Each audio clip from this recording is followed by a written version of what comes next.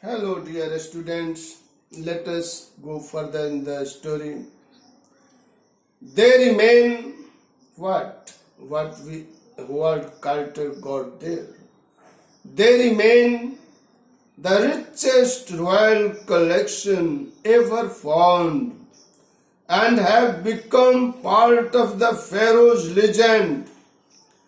Stunning artifacts means artistic things created in gold. Their eternal brilliance meant to guarantee a resurrection. Resurrection is the doomsday.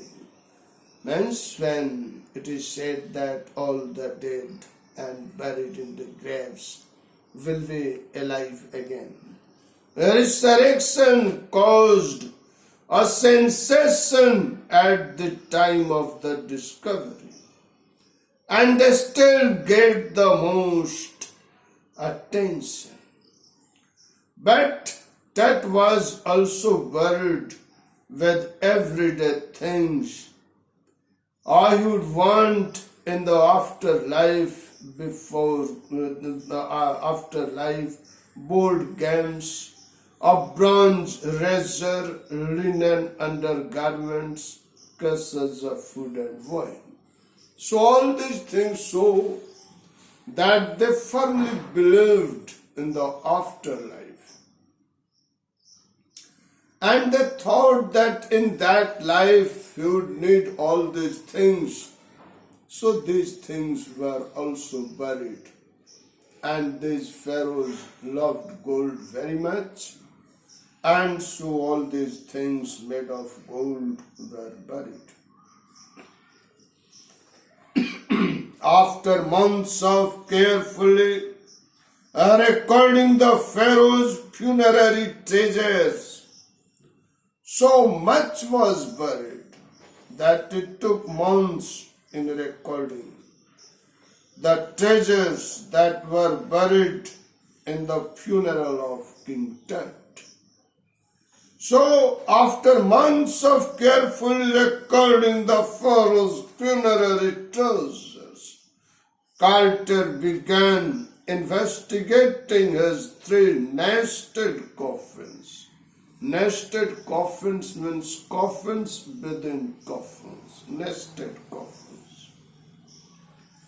So, of opening the first, he found a shroud adorned with garlands of willow and olive leaves, wild celery, lotus petals, and corn flowers, the faded evidence of a burial in March or April. When he finally reached the mummy, though he ran into trouble, the ritual resins had hardened, cementing tight to the bottom of his solid gold coffin.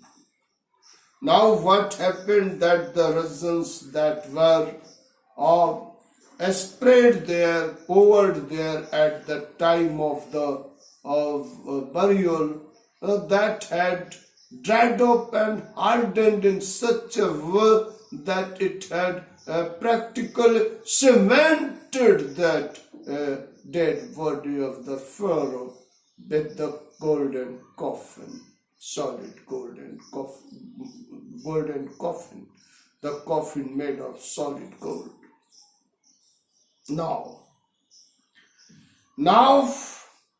no amount of legitimate force could move them. Carter wrote later what was to be done. Now you see that the greed of gold was doing such a thing. This was making Howard Carter or those British officials and the staff doing such a heinous crime. Why? Because that was of the ruler and he was buried there with his own gold.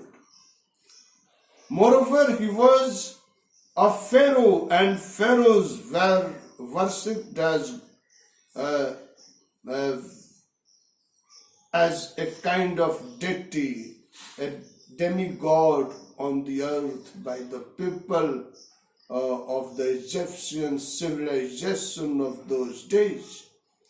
And this person who was buried there, and the things that had been kept and preserved there for his use in his afterlife, as was thought by them, was being plundered by an imperial nation.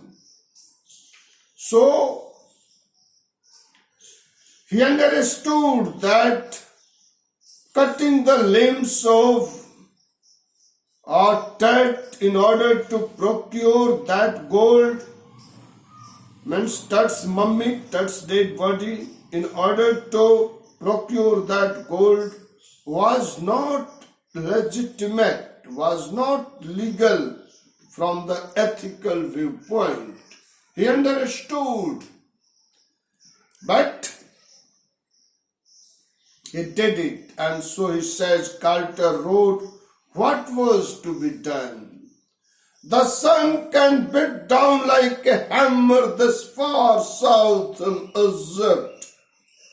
And Carter tried to use it to lessen the raisins for several hours. For several hours he set the mummy outside in blazing sunshine that heated it to 149 degrees Fahrenheit. Nothing was done. In spite of all that, it did not melt, it did not break down, though he exposed that dead body, that mummy of Tut, to the sun, but nothing happened.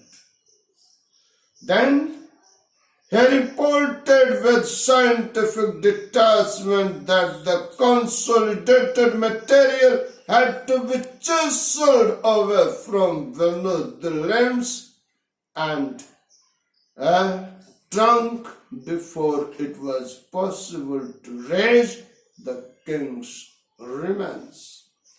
So, till here today, he finally chiseled that resin away in order to remove that solid gold coffin. Thank you.